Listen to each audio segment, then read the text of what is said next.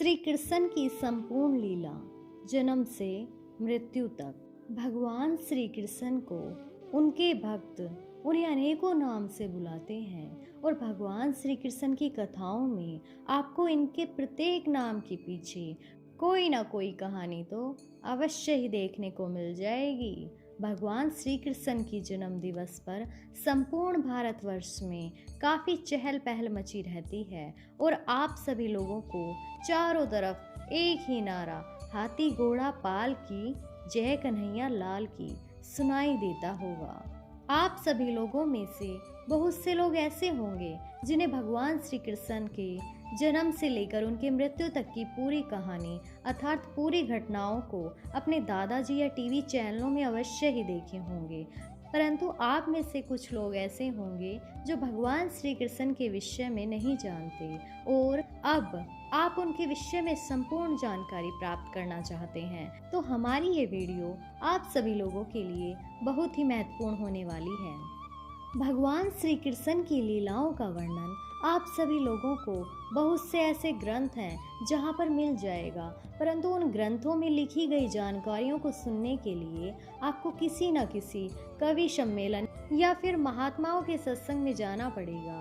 परंतु आप यदि किसी भी सत्संग में न जाकर भगवान श्री कृष्ण के जन्म से लेकर मृत्यु तक के पूरी कहानी के विषय में जानना चाहते हैं, तो इस वीडियो को ज़रूर सुनें और अंत तक हमारे साथ बने रहें। आज आप सभी लोगों को इस वीडियो के माध्यम से भगवान श्री कृष्ण कौन है, भगवान श्री कृष्ण का जन्म, भगवान श्री कृष्ण के बचपन में की गई कुछ विशेष लीलाएं, भगवान श्री कृष्ण ने कैसे किया था कंस का वध, भगवान श्री कृष्ण ने कहां से प्राप्त की थी अपनी शिक्षा दीक्षा, भगवान श्री कृष्ण का विवाह कहाँ हुआ था, कुरुक्षेत्र में भगवान श्री कृष्ण का योगदान, कैसे हुई थी भगवान श्री कृष्ण की मृत्यु इत्यादि के विषय में संपूर्ण जानकारी जानने का मौका मिलेगा। भगवान कृष्ण की यह जीवनी हमेशा मेरे रोंगटे खड़े कर देती है, क्योंकि यह कहानियों में हमें बता रही है कि भगवान कृष्ण को अपने सच्चे भक्तों से कितना प्यार है, चाहे उनका धर्म और जाति कुछ भी हो। इस वीडियो के माध्यम से हम भगवान श्री कृष्ण के संपूर्ण जीवन के बारे में बताएंगे। उनके जीवन की रहस्यपूर्ण बातों को जानने के लिए हमारे साथ वीडियो के अंत तक बने रहें। कृष्ण भगवान का जीवन परिचय। द्वापर युग में मथुरा का राजा उग्रसेन थे। उनके पुत्र का नाम कंस था और उनकी पुत्री का नाम देवकी था। कंस की बहन देवकी का विवाह वासुदेव के साथ हुआ था। एक बार कंस अपनी बहन देवकी को अपने रथ पर बिठाकर उनके ससुराल तक छोड़ने के लिए जा रहा था कि तभी एक भविष्यवाणी होती है कि कंस देवकी की होने वाली 8वीं संतान तुम्हारे वध का कारण बनेगी। कंस ने यह भविष्यवाणी सुनते ही देवकी को मारने का फैसला किया, लेकिन वासुदेव ने उन्हें ऐसा करने से रोक लिया और काफ़ी विचार विमर्श करने के बाद कंस ने फैसला किया कि वह देवकी और वासुदेव को कारागार में बंद रखेगा। कंस ने देवकी और वासुदेव को मथुरा के कारागार में डाल दिया और साथ ही अपने पिता को भी कारागार में डालकर स्वयं मथुरा का राजा बन गया। माता देवकी की पहली संतान हुई, तभी कंस वहां पहुंचा। कंस के पहुंचने के बाद माता देवकी ने कंस से कहा कि मेरी 8वीं संतान तुम्हारा वध करेगी, ना कि पहली। तुम मेरे अन्य बच्चों को छोड़ दो, मैं 8वां बच्चा तुम्हें स्वयं ही दे दूंगी। परंतु कंस उनके इस बात पर नहीं माना और उसने कहा कि तुम्हारे 8 पुत्रों में से मेरा कोई भी वध कर सकता है, ना कि 8वीं संतान। कंस ने ऐसा इसलिए कहा क्योंकि वह भविष्यवाणी से बहुत ही डरा हुआ था और इसलिए बचपन में ही माता देवकी के सभी पुत्रों को मार देता था। धीरे धीरे करके कंस ने माता देवकी के 7 पुत्रों की बलि दे दी। कृष्ण का जन्म भाद्रपद मास में कृष्ण पक्ष में अष्टमी तिथि रोहिणी नक्षत्र के दिन रात्रि के 12 बजे हुआ था। कृष्ण का जन्मदिन जन्माष्टमी के नाम से भारत, नेपाल, रूस आदि विश्व भर के सभी देशों में मनाया जाता है। कृष्ण भगवान का जन्म मथुरा में कंस के कारागार में हुआ था। कृष्ण के पिता का नाम वासुदेव और माता का नाम देवकी था। कृष्ण उनकी 8वीं संतान थे। जब भगवान कृष्ण का जन्म हुआ तब कारागृह के द्वार स्वतः ही खुल गए और सभी सिपाही निद्रा में थे। वासुदेव के हाथों में लगी बेड़ियां भी खुल गईं। जन्म के समय ही भगवान श्री कृष्ण अपने पिता वासुदेव के समक्ष प्रस्तुत हुए और उनसे स्वयं को वृंदावन छोड़कर यशोदा माता की बच्ची को ले आने के लिए कहा।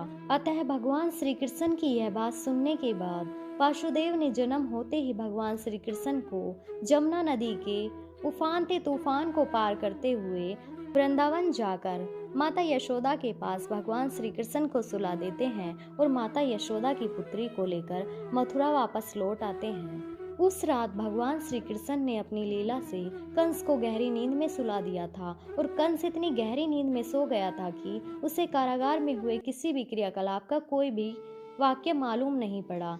कंस अपनी बहन देवकी के सभी बच्चों को मारने की व्यवस्था करता था। जब कंस इस नवजात शिशु को मारने का प्रयास कर रहा था, तब शिशु बालिका हिंदू देवी दुर्गा के रूप में प्रकट होती है तथा उसे चेतावनी देती है कि उनकी मृत्यु उसके राज्य में आ गई है। कृष्ण के बचपन की कहानी। कृष्ण भगवान के एक बहन और एक भाई थे। कृष्ण भगवान के भाई का नाम बलराम और बहन का नाम सुभद्रा था। श्री कृष्ण भगवान ने अपने जन्म के कुछ समय बाद ही कंस के द्वारा भेजी गई राक्षसी पूतना का वध किया। उसके बाद सक्टासुर, तृणाव्रत आदि राक्षसों का वध किया।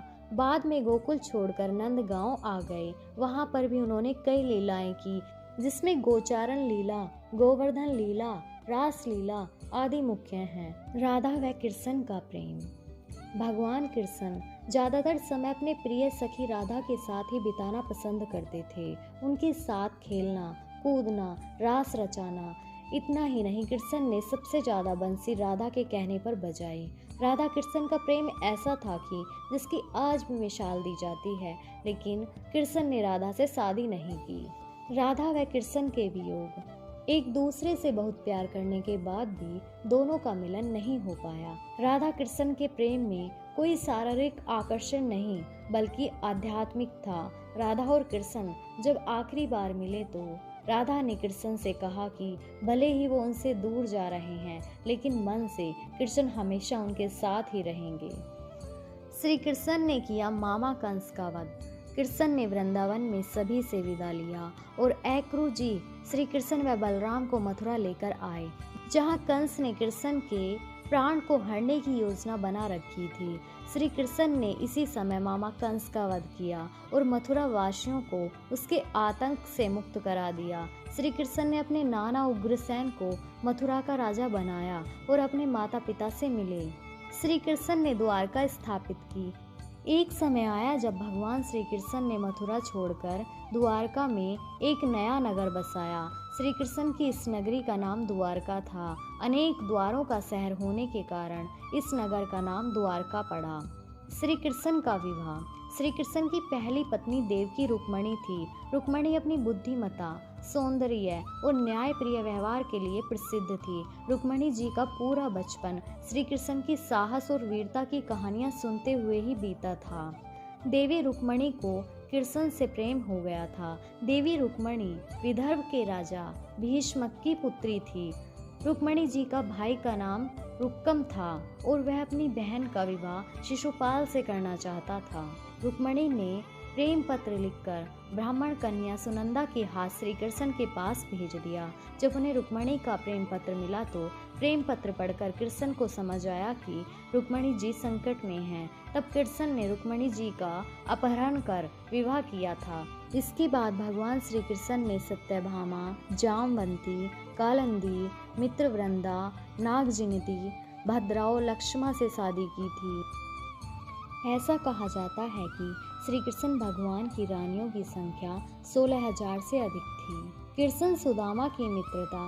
भगवान श्री कृष्ण के मित्र और सहपाठी सुदामा गरीब ब्राह्मण परिवार से थे। अपने बच्चों का पेट भरना भी उनके लिए मुश्किल हो गया था। एक दिन सुदामा की पत्नी ने कहा कि हम भले ही भूखे रहें, लेकिन बच्चों का पेट तो हमें भरना ही होगा। इतना बोलते बोलते उसकी आंखों में आंसू आ गए। ऐसा देखकर सुदामा बहुत दुखी हुए और अपनी पत्नी से इसका उपाय पूछा। पत्नी ने सुदामा से कहा, आप कई बार कहते हो कृष्ण के साथ आपकी मित्रता है, वे तो द्वारका के राजा हैं, आपको उनसे मिलने के लिए जाना चाहिए। तो आपकी हालत देखकर बिना मांगे ही कुछ न कुछ वो मदद जरूर करेंगे। बड़ी मुश्किल से सुदामा कृष्ण से मिलने के लिए तैयार हो गए। तब सुदामा उनकी पत्नी को बोले कि दोस्त के साथ मिलने जा रहा हूँ, खाली हाथ नहीं जा सकता। तो सुदामा की पत्नी ने आस पड़ोस से 4 मुट्ठी चावल मांग कर लाई और सुदामा को बांध कर दे दिए। सुदामा जब द्वारका पहुँचे तो वहाँ सोने की नगरी देखकर हैरान रह गए। भगवान कृष्ण नंगे पांव सुदामा को लेने के लिए दौड़ पड़े। कृष्ण ने सुदामा से पूछा कि भाभी ने उनके लिए क्या भेजा है। तब सुदामा संकोच में पड़ गए और चावल की पोटली छुपाने लगे। ऐसा देखकर कृष्ण ने उनसे चावल की पोटली छीन ली। फिर भगवान कृष्ण सूखे चावल ही खाने लगे। सुदामा संकोचवश कुछ मांग नहीं सके। सुदामा जब अपने घर लौटने लगे तो सोचने लगे कि पत्नी पूछेगी कि क्या लाए हो, तब क्या जवाब दूंगा। सुदामा घर पहुंचे तो देखा कि वह झोपड़ी की जगह पर एक राजमहल खड़ा है। तभी राजमहल से उनकी पत्नी बाहर आई। सुदामा से कहा, देखा आपके मित्र ने हमारी गरीबी दूर कर हमारे दुखों को दूर कर दिया है। श्री कृष्ण ने किया शिशुपाल का वध। श्री कृष्ण अपने पिता वासुदेव जी की बहन अर्थात अपनी बुआ के घर गए।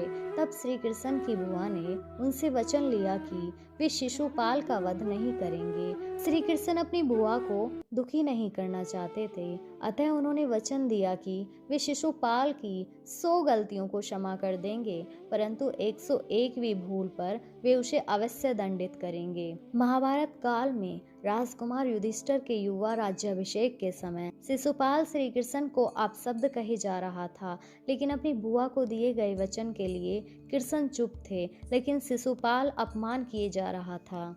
अपमान करते समय उसे ज्ञात नहीं रहा कि कितने पाप किए और 100 अपशब्द पूरा होने के बाद जब 101 अपशब्द कहा, तब भगवान श्री कृष्ण ने अपने सुदर्शन चक्र का आह्वान किया और इससे शिशुपाल का वध कर दिया। महाभारत के युद्ध में भगवान श्री कृष्ण पांडवों के पक्ष में थे। इस महान युद्ध पर श्री कृष्ण अर्जुन के सारथी बने थे। इस युद्ध में पांडव और कौरवों का आमना सामना हुआ था। महाभारत युद्ध 18 दिन तक चला और अंत में जीत पांडवों की हुई।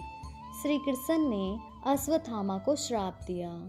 महाभारत युद्ध के अंत होने के बाद दुर्योधन के कहने पर अश्वत्थामा ने नींद में सोते पांडवों के पुत्र को धोखे से मार दिया। तो पांडव और भगवान कृष्ण अश्वत्थामा का पीछा करते हुए महर्षि वेदव्यास के आश्रम में पहुंचे। तब अश्वत्थामा ने पांडवों पर ब्रह्मास्त्र से आक्रमण किया। यह देखकर अर्जुन ने भी अपना ब्रह्मास्त्र छोड़ दिया। महर्षि वेदव्यास ने दोनों ब्रह्मास्त्र को टकराने से रोकने के लिए अश्वत्थामा और अर्जुन को अपने अपने ब्रह्मास्त्र वापस लेने के लिए कहा, क्योंकि दोनों ब्रह्मास्त्र अगर टकरा जाते तो पृथ्वी का विनाश निश्चित था। तो अर्जुन ने अपना ब्रह्मास्त्र वापस ले लिया, लेकिन अश्वत्थामा ने अपने ब्रह्मास्त्र की दिशा अभिमन्यु की पत्नी उत्तरा के गर्भाशय की ओर बदल दी। यह देखकर भगवान श्री कृष्ण क्रोधित हो गए। अपने सुदर्शन चक्र से अश्वत्थामा के माथे पर लगी मणि को निकाल लिया, जिससे उसके माथे पर एक घाव हो गया। और कृष्ण ने अश्वत्थामा को श्राप दिया कि तुम 3000 साल तक इस धरती पर भटकते रहोगे। तुम्हारे शरीर से बदबूदार घाव की गंध निकलेगी, इसलिए तुम मनुष्य के बीच नहीं रह पाओगे। कोई तुम्हें पानी के लिए पूछेगा भी नहीं। गांधारी ने दिया यदुवंश के नाश का श्राप। 18 दिन चले महाभारत के युद्ध के अंत में पांडवों की जीत हुई और कौरवों के समस्त कुल का नाश हुआ। जब हस्तिनापुर में युधिष्ठिर का राज्य तिलक हो रहा था, माता गांधारी ने महाभारत युद्ध के लिए श्री कृष्ण को दोषी ठहराते हुए श्राप दिया कि जिस प्रकार कौरवों के वंश का नाश हुआ, ठीक उसी प्रकार यदुवंश का भी नाश होगा। बलराम जी के देह त्यागने के बाद एक दिन श्री कृष्ण पीपल के नीचे ध्यान की मुद्रा में बैठे हुए थे। तब एक शिकारी उधर से जा रहा था और उसे लगा कि कोई हिरन है। बिना कोई विचार किए वहीं से एक तीर छोड़ दिया, जो श्री कृष्ण के तलवे में जाकर लगा। शिकारी ने पास जाकर देखा तो वहाँ श्री कृष्ण थे। इसके बाद उसे बहुत पश्चाताप हुआ और वह क्षमा याचना करने लगा। तब श्री कृष्ण ने उससे कहा कि जो मैं चाहता था तुमने वह किया है और इसके लिए तुम्हें स्वर्गलोक की प्राप्ति होगी। इसके बाद उन्होंने अपने प्राण को त्याग दिया और भगवान श्री कृष्ण की मृत्यु हो गई। फिर कृष्ण की मृत्यु के बाद अर्जुन ने भगवान श्री कृष्ण का अंतिम संस्कार किया। लेकिन क्या आपको पता है अपना शरीर छोड़ते समय भगवान श्री कृष्ण कितने वर्ष के थे? तो मैं आपको बताना चाहूँगी कि देह त्यागने के समय भगवान श्री कृष्ण 125 वर्ष के थे। भगवान श्री कृष्ण के विदा होते ही द्वारका नगरी समुद्र में डूब गई और यादव कुल नष्ट हो गया। इसी तरह की वीडियो और पाने के लिए प्लीज़ चैनल को सब्सक्राइब करें।